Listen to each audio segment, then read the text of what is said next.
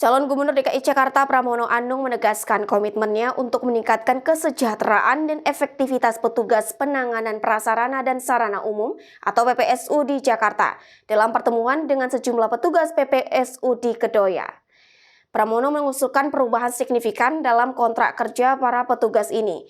Ia berencana untuk memperpanjang durasi kontrak menjadi 3 atau 5 tahun, bukan hanya 1 tahun seperti yang berlaku saat ini.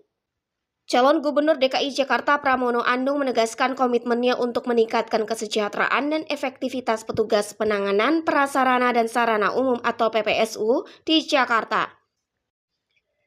Dalam pertemuan dengan sejumlah petugas PPSU di Kedoya, Jakarta Barat, Pramono mengusulkan perubahan signifikan dalam kontrak kerja para petugas ini. Ia berencana untuk memperpanjang durasi kontrak menjadi 3 atau 5 tahun dan bukan hanya 1 tahun seperti yang berlaku saat ini. Pramono juga mengusulkan integrasi PPSU ke dalam program Jakarta Funding yang sedang digagasnya, dan program ini bertujuan untuk menciptakan dana abadi yang tidak hanya akan memberikan jaminan bagi masa tua para petugas, tetapi juga mendukung keberlanjutan operasional mereka. Program ini bertujuan untuk menciptakan dana abadi yang tidak hanya akan memberikan jaminan bagi masa tua para petugas, tetapi juga mendukung keberlanjutan operasional mereka.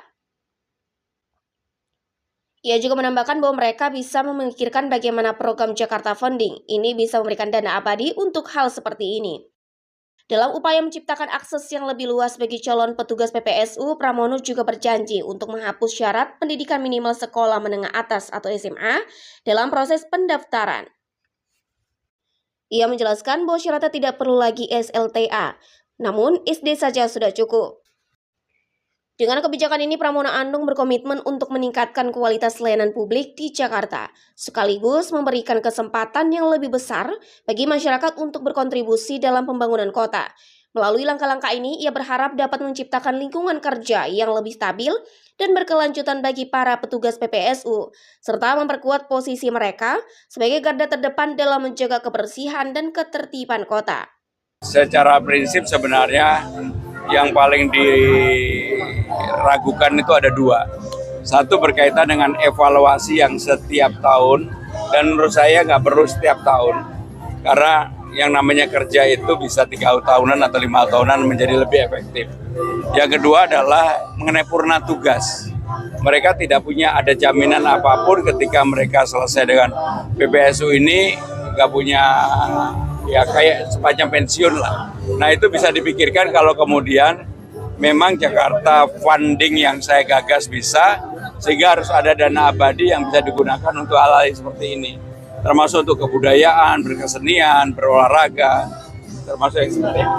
Jadi itu yang menjadi pikiran saya. Menyinggung juga katanya anggota PPSU nggak bisa ngambil koperasi, itu mungkin ada dana abadi, nah itu gimana? Ya itu tadi, mereka kan mengusulkan apakah bisa seperti ketenaga kerjaan.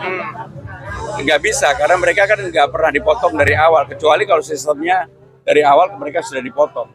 Nah untuk itu memang lebih baik harus duduk bersama untuk mencari cara yang baru, supaya yang namanya PPSU itu dari awal kontraknya sudah mereka mendapatkan jaminan hari tua. Dari Jakarta Barat, Tim Liputan BTV melaporkan.